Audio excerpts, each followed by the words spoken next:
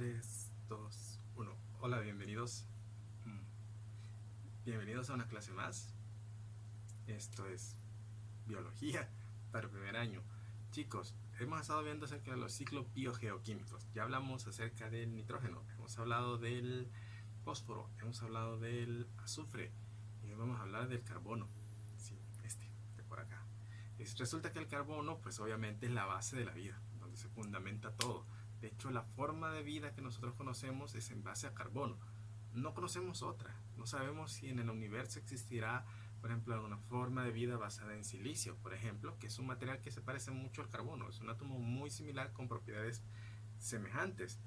Pero hasta la fecha no sabemos si se puede producir formas de vida semejantes en base al carbono, al silicio, pero sí al carbono.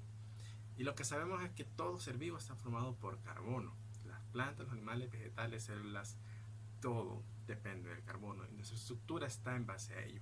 Si bien es cierto que el carbono no es el elemento más abundante en los seres vivos, sí es el que logra la unión de todas las moléculas gracias a sus 4 enlaces en la capa de valencia que permite que los átomos alrededor se unan y puedan formar una diversidad de compuestos orgánicos.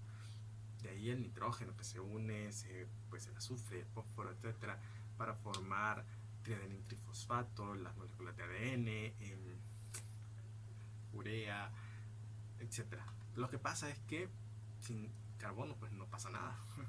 Es como la columna vertebral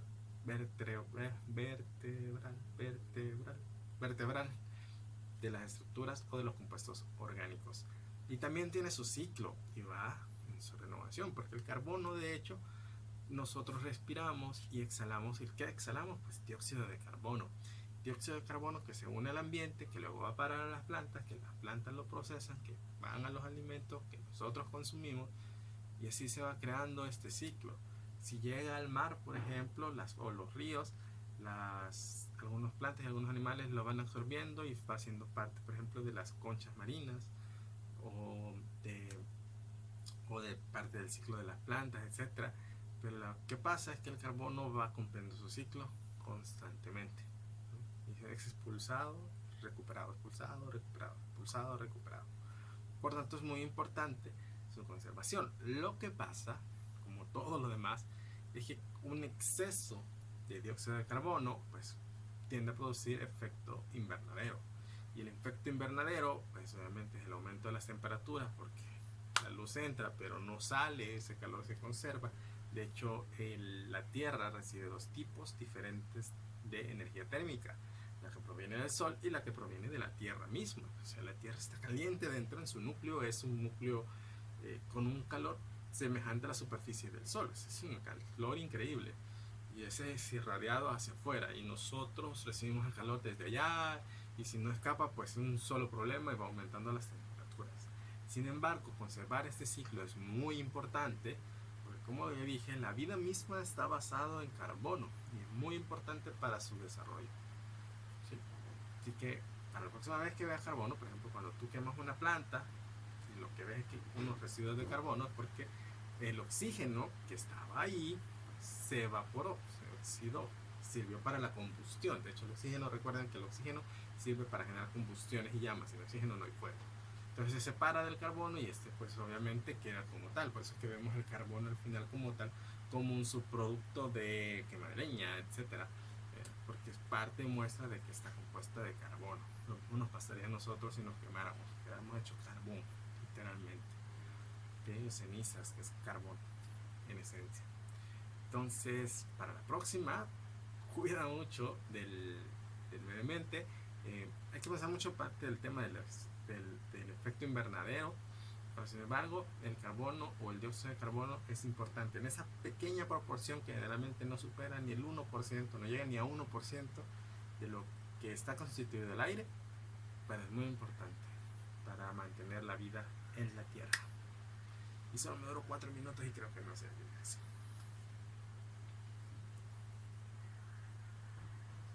Vamos a ver, voy a hacer un corte aquí y voy a agregar algo más.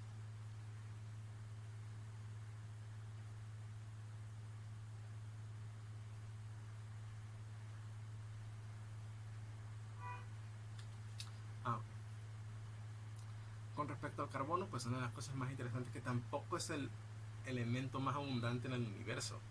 Cosa rara, ¿no? El elemento más abundante en el universo es el hidrógeno. También sirve para hacer compuestos orgánicos, pero obviamente necesita el carbono, ¿no? Pero en este dilema, pues, que el carbono, que no forma la mayor parte del compuesto orgánico, pero sí su estructura o su columna vertebral, es muy importante para los procesos de la vida en la Tierra. De tal manera, digo en la Tierra porque no sé si en algún lugar habrá formas de vida basada en silicio, que es un material muy semejante al carbono, tan semejante que tiene sus mismas propiedades. Pero para que te hagas una idea, nosotros respiramos oxígeno, exhalamos dióxido de carbono. Bueno, en este mismo proceso, si un ser basado en silicio respirara y expirara, pues lo que respiraría fuera cristales. ¿Sí? El dióxido de silicio es un cristal. O sea, no respiraría un gas, sino que sería un cristal. ¿Ven por qué hay algunos inconvenientes? No sabemos si en el universo existirá una forma de vida basada en silicio o en algún otro átomo. Aquí en la Tierra es carbono y tal cual la conocemos es así. Entonces, es muy importante mantener este ciclo, este constante en donde el carbono va al ambiente y es recuperado por la planta. Sin embargo, obviamente hay un límite porque no podemos tener una enorme cantidad de dióxido de carbono, porque obviamente esto saturaría y crea los gases de efecto invernadero y te termina matando de calor, derretimos los polos, etc. Y se empezó a llover, así que eso que van a escuchar de fondo. Full frustración, full frustración.